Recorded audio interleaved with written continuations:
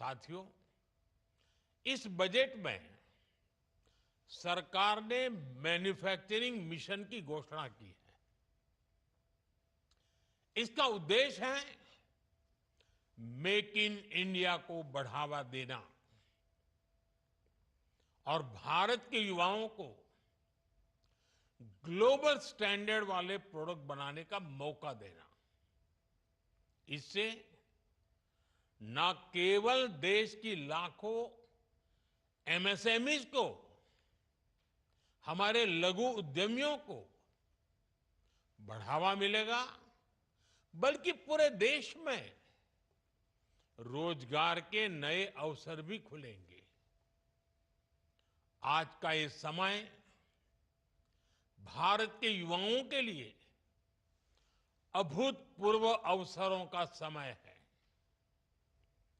हाल ही में आईएमएफ ने कहा है कि भारत दुनिया की सबसे तेजी से बढ़ती अर्थव्यवस्था बना रहेगा।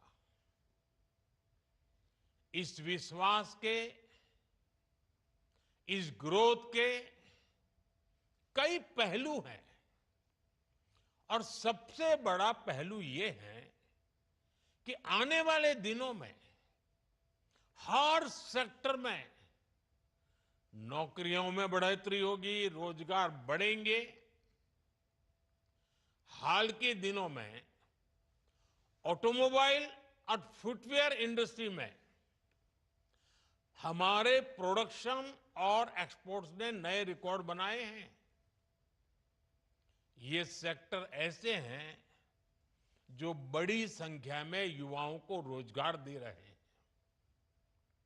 पहली बार खादी और ग्राम उद्योग, इनके प्रोडक्ट्स ने 1,70,000 करोड़ रुपए का टर्नओवर पार किया है। करीब करीब 2.25 लाख करोड़। इससे खासकर ग्रामीण इलाकों में लाखों नए रोजगार पैदा हुए हैं। अभी कुछ ही दिन पहले इनलैंड वाटर ट्रांसपोर्ट में भी देश की एक और उपलब्धि सामने आई है। 2014 से पहले हमारे देश में एक साल में इनलैंड वाटर ट्रांसपोर्ट, उसके द्वारा करीब 18 मिलियन टन कार्गो मूवमेंट ही किया जाता था। Only 18 million ton. जबकि इस साल इनलैंड वाटर ट्रांसपोर्ट द्वारा कार्गो मूवमेंट 18 से बढ़कर के 145 मिलियन टन से भी ज्यादा हो गया है।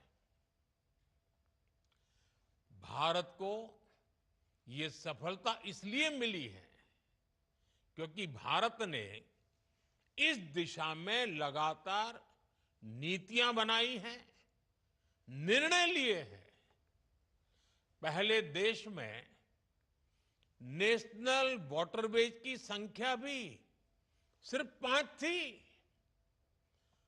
अब भारत में नेशनल वाटरवेज की संख्या बढ़कर 5 से बढ़कर 110 के पार हो गई है।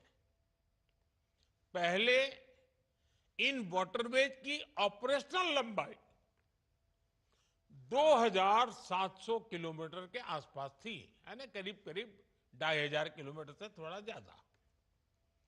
अब ये भी बढ़कर करीब करीब 5,000 किलोमीटर हो गई है। ऐसी सारी उपलब्धियों की वजह से देश में युवाओं के लिए नए नए अवसर बन रहे हैं।